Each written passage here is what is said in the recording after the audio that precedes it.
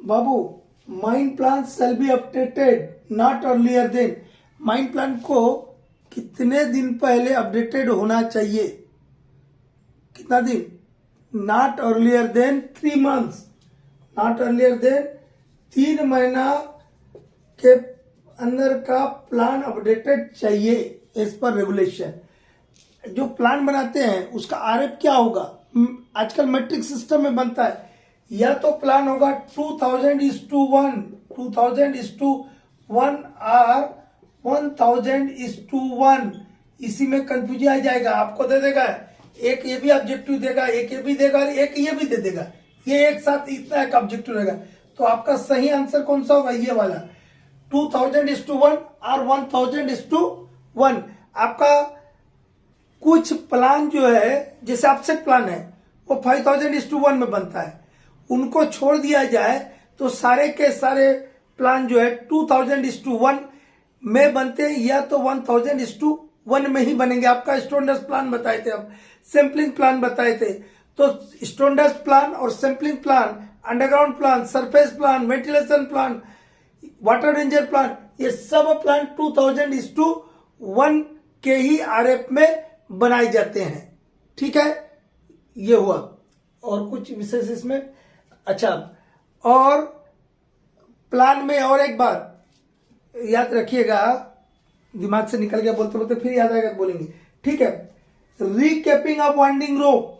हम बताए थे रोप को बांधने की प्रक्रिया को ही कैपिंग बोलते हैं। और वो बांध दिया एक बार तो अब जिंदगी भर चले क्या? नहीं, उसको रिकेप करना होता है, फिर से खोल के फिर से बांधना होता है। तो रिकेपिंग करने के लिए सिर्फ इतना ही नहीं बताएंगे, इसके अलावा बोलते जाएंगे। रिकेपिंग करने के लिए 2 मीटर वाइंडिंग रोप को कट कर देते हैं। ठीक है, उसको एग्जामिन भी करते हैं, कितना डिटोरेट हुआ था, क्या हुआ था, वो अलग बात है। ठीक है, 2 मीटर काट दिया और फिर से उसको रिकेपिंग करते हैं, केपल में एंटर करवाते हैं। उसके लिए व्हाइट मेटल और क्या क्या बताए थे हम, वीडियो में जाके देखिएगा। तो रिकेपिंग का यहाँ 2 ऑप्शन दिया, recapping of winding rope once in blank दिया, एंड ब्लैंक दिया। तो इसका मतलब 2 बार 2 चीज होगा। इन जनरल हर 6 महीना में, वंस इन एवरी 6 months, या इन पे नहीं लिख रहे हैं, आप समझते चलिएगा, समय कम है। वंस इन एवरी 6 months हमको रिकेपिंग करना है वाइंडिंग रोप का। और आफ्टर एवरी ओवरवाइंड, यदि कभी भी ओवरवाइंड हो गया, ओवरवाइंड होगा तो क्या होगा? पूरा एकदम जर्किंग होगा, रोप खराब हो सकता है। ठीक है, केपिंग खराब हो सकता है। तो उसके लिए जब भी ओवरवाइंड होगा उसके बाद रिकेपिंग करना है। और इन जनरल हमको 6 महीना में एक बार वाइंडिंग रोप का रिकेपिंग करना है। फास्ट में चल रहा है, इसलिए हो सकता है कुछ स्किप हो जाए या बोलते रहते गड़बड़ निकल जाए एकांत, तो उसको डिलीट कर देना और जो काम का चीज है उसको पकड़ के रखना। Life of parts of suspension gear, हम यहाँ से लाइफ ऑफ सस्पेंशन गियर लिखा। आपको क्या रहेगा? Life of parts of suspension gear. Suspension gear में क्या होता बाबू? हम वीडियो भेजे थे आपका कहां से? Cage chain, bull chain, triangulation distribution plate, triangular distribution plate, उसके बाद आपका सेफ्टी हुक, ये सब को मिला के क्या बोलते हैं हम? Suspension gear. जो केज को सस्पेंड करके रखता है, लटका के रखता है। इस सस्पेंशन गियर के पार्ट्स का लाइफ कितना होता है? Not more than 6 years। ये नॉट और लेस वाला याद रखें, not more than 6 years। Fact of safety of parts of suspension gear, यहाँ देखिए हम पार्ट्स नहीं लिखे, हम वो थोड़ा दिमाग भी लगाते चलिएगा। Fact of safety of parts of suspension gear, ये in general not less than 10 से कम नहीं होनी चाहिए। और ये भी बोलता है कि थ्रेडेड पार्ट्स का इस्तेमाल सस्पेंशन गियर में नहीं कर सकते, लेकिन जहां अनअवॉइडेबल है तो इसीलिए बोलते हैं इन केस ऑफ थ्रेडेड ज्वाइंट्स। यदि थ्रेडेड ज्वाइंट्स है तब आपके सस्पेंशन गियर के पार्ट्स का फैक्टर ऑफ सेफ्टी किससे कम नहीं होगा? Not less then 15। ख्याल रखिए, ये वाला पूछ सकता है आप लोग को जनरली, क्योंकि इसी में बच्चा लोग नहीं पढ़ के जाएगा। ये पढ़ लेगा कि पार्ट्स ऑफ सस्पेंशन गियर का फैक्टर ऑफ सेफ्टी 10 होता है और उसमें ये भी लिखा है कि थ्रेडेड ज्वाइंट्स इस्तेमाल नहीं करना है, लेकिन जहां अनअवॉइडेबल है तो वहां पर थ्रेडेड ज्वाइंट आप कर सकते हैं, लेकिन उस केस में factor of safety parts of suspension gear का वो 15 से कम नहीं होगा, नॉट लेस देन 15।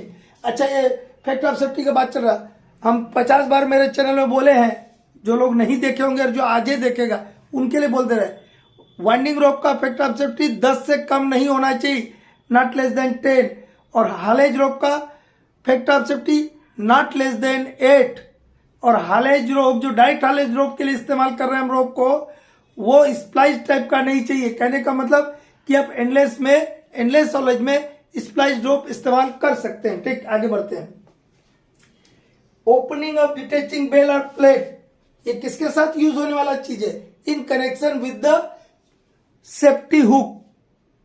यही एक साधन है जो क्या करता है, ओवरवाइंडिंग के केस में केज को अपने में लटका के रखता है।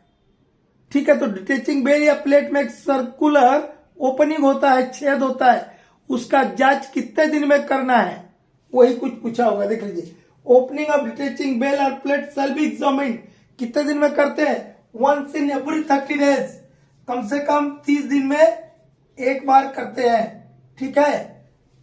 अच्छा, एक मैनेजर भी है, बोर्ड लिख के रखे, तो मैनेजर का क्या है भैया? मैनेजर अपॉइंटमेंट के लिए एज कितना चाहिए? Not less then 23 years. हमको तो बनते बनते 45 साल लग गया था। ठीक है, तो मैनेजर का एज कितना चाहिए? Not less then 23 years. ठीक है, एक। दूसरा, प्रोडक्शन का हिसाब दिया है, एक बिलो ग्राउंड का केस है और एक ओपन कास्ट का केस है। ठीक है, याद कैसे रखिएगा, इतना इतना चीज पढ़ के जा रहे, तो थोड़ा सा हमारा भी गुरु मंत्र सुन लीजिएगा, तो याद रख लीजिएगा। 20 और 25 याद रखिएगा, 20 और 25, भाई यही दो फिगर याद रखिएगा, बाकी कुछ मत याद रखिएगा। ठीक है, और ये ओपन कास्ट के लिए है और ये अंडरग्राउंड के लिए, इतना याद रखिएगा। 20 है ओपन कास्ट के लिए, 25 है अंडरग्राउंड के लिए। हम 25-20 का ही नहीं बोले, अरे हम गिनती पढ़ते हैं, काउंटिंग बोलते हैं, तो 20 के बाद में 25 आता है, इसलिए 20 और 25 बोला। अब देखिए, ओपन कास्ट बिगर हम प्रोडक्शन करते हैं, तो ये 2520 2000 तो नहीं होगा, ये होगा कितना होगा? 20,000। कितना है? 20,000। और अंडरग्राउंड तो छुटका छुटका माइंड रहता है, तो ये कितना होगा? ये 1000 में नहीं होगा, 2500 टन पर मंथ है, टन पर मंथ। यहां से सिर्फ हम कोयला निकालते, और अब जो ओपन कास्ट का बोलता है, सिर्फ टन के आधार, मतलब कोयला के आधार में बोलता है। कंबाइंड जो आपने वॉल्यूम निकाला, कोल प्लस ओबी, मतलब टोटल मटेरियल हैंडल्ड बोलता है, तो ये हो जाएगा क्यूबिक मीटर पर मंथ में, क्यूबिक मीटर पर मंथ में। अब क्या बोलता है? यदि in excess of 20,000 cubic metre per month, 20,000 cubic metre per month से ज्यादा यदि प्रोडक्शन है, तो वहां पर जो माइन मैनेजर होगा, he must be first class manager certificate, first class manager certificate holder. ये जो आप लोग जिसके लिए कल एग्जाम देने जा रहे हैं, ये कॉम्पिटेंसी सर्टिफिकेट है, एजुकेशनल नहीं है। आपकी कॉम्पिटेंसी चेक की जा रही कि आप इस काम के लिए उपयुक्त है, कॉम्पिटेंसी सर्टिफिकेट है।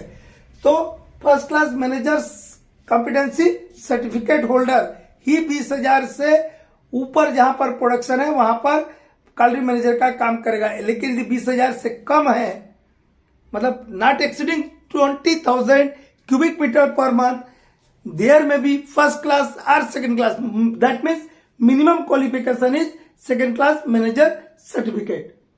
यदि आपके पास फर्स्ट क्लास है तो आपको फर्स्ट क्लास को ही देना है, ये भी नियम है। चले आगे बढ़ते हैं। ये 2500 टन पर मंथ क्या है? In excess of 2500 tonne per month in case of underground mines, manager shall have only first class certificate of a type not restricted to open cast, मतलब अनरेस्ट्रिक्टेड वाला है ये कहने का मतलब। इस केस में क्या है, अंडरग्राउंड का ना बात है, तो अनरेस्ट्रिक्टेड टाइप का सर्टिफिकेट हो गया, कोई बहुत बड़ा दिक्कत है। और 2500 टन पर मंथ से कम है तो फर्स्ट क्लास या सेकंड क्लास, को ये चलेगा, ठीक है, ये हो गया। इसके अलावा हाँ ये बताइए, ये जो आप एयरबोर्न रेस्पिरेबल डस्ट के बारे में जानते हैं ना, एयरबोर्न रेस्पिरेबल डस्ट या रेस्पिरेबल डस्ट ही बोलते हैं, रेस्पिरेबल डस्ट, ठीक है। इसका साइज बड़ा मायने रखता है, ठीक है, इसका साइज बहुत बड़ा मायने रखता है। आपका जितना भी नोटिफाइड डिजीजेस है मैं बताया होगा कभी मेरे चैनल में, कोलमाइकोसिस, silicosis, manganese poisoning nerve types, asbestosis, silicosis तो बोल दिया लगता, आपका asbestosis, siderosis, berylliosis, NIHL, noise induced hearing loss, and other types of contact dermatitis, pathological manifestation, etc., etc. All these diseases are caused due to airborne respirable size of dust inhaled by human beings of the size range of 0.25 to 3 micron size. We will discuss it in next video.